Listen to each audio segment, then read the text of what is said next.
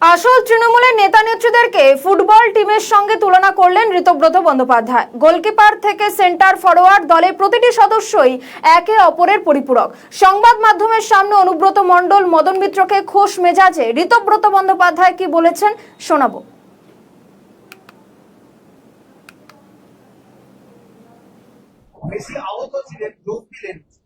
আমি তো অনুব্রত মণ্ডলকে R9 মনে করি, R9, R7 নয়, R9।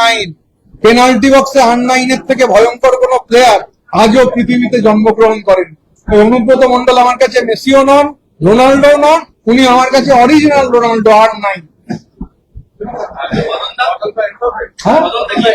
মদনদা এমবাপে কেন? মদনদা দীর্ঘদিন ধরে লড়াইয়ের ময়দানে রয়েছে। অনুব্রত মণ্ডল যদি R9 হন, মদনদা হচ্ছেন আমাদের রোনাল্ডিনো।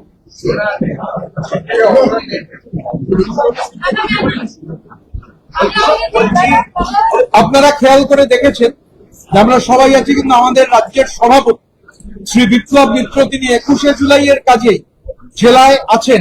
গতকাল যখন নেমেছেন স্টেশনে তিল ধারণের জায়গা ছিল না, এত কর্মী সমর্থক তারা